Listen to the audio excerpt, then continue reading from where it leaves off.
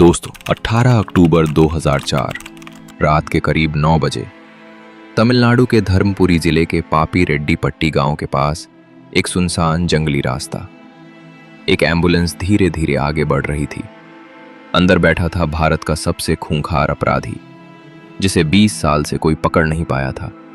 और अचानक चारों तरफ से एसटीएफ के जवान निकले, गोलियां चली, और वो इंसान जिसने 184 लोगों की हत्या की थी, जिसने सैकड़ों हाथियों का शिकार किया था, जिसने 2 राज्यों की पुलिस को 20 साल तक नचाया था, वो उस रात हमेशा के लिए खामोश हो गया। लेकिन दोस्तों, असली सवाल ये है, वो एम्बुलेंस वहां आई क्यों? एसटीएफ को पता कैसे चला? और वो एक इंसान कौन था जिसने अपनी जान जोखिम में डालकर ये सब मुमकिन किया?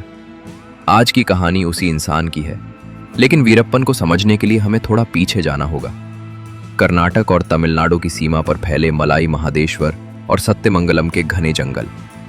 यहाँ 1960 के दशक में एक लड़का पला बढ़ा, कूसे मुनिस्वामी वीरप्पन। बचपन से शिकार, जवानी में तस्करी। 1970 के दशक तक वो चंदन की लकड़ी और हाथी दांत की तस्करी का सबसे बड़ा नाम बन चुका था। लेकिन ये सिर्फ एक तस्कर की कहानी नहीं थी।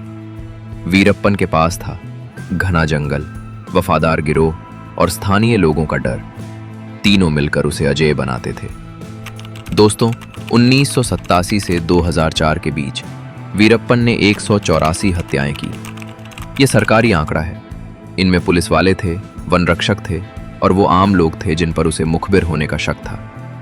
कर्नाटक एसटीएफ के डीआईजी के विजय कुमार, जो बाद में आईपीएस के सबसे सम्मानित अफसरों में गिने गए, उन्होंने वीरप्पन के खिलाफ ऑपरेशन की कमान संभाली।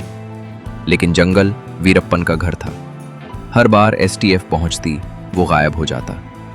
आप सोचिए, 17 साल, 2 राज्यों की पुलिस, हजारों जवान और एक आदमी जो पकड़ में ही नहीं आता।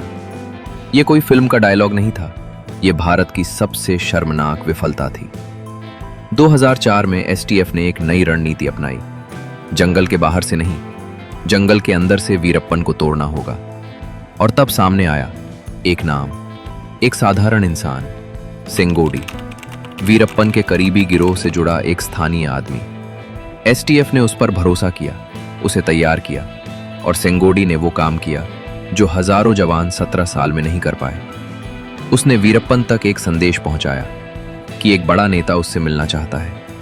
वीरप्पन को यकीन दिलाया गया कि ये एक राजनीतिक सौदा है।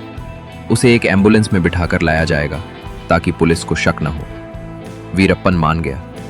ये उसकी सबसे बड़ी और आखिरी गलती थी। 18 अक्टूबर 2004 की रात, जैसे ही एम्बुलेंस तय जगह पर पहुंची, एसटीएफ का ऑपरेशन कोकून शुरू हुआ। डीआईजी विजय कुमार की टीम ने एम्बुलेंस को घेर लिया। गोलीबारी में वीरप्पन और उसके 3 साथी मारे गए। 20 साल का आतंक उस रात खत्म हो गया। लेकिन दोस्तों, सेंगोडी का नाम आज कितने लोग जानते हैं? उसे कोई पुरस्कार मिला, कोई सरकारी सम्मान? एक इंसान जिसने अपनी जान दांव पर लगाई, वो इतिहास के पन्नों में कहीं गुम हो गया। यही इस देश की सबसे बड़ी त्रासदी है।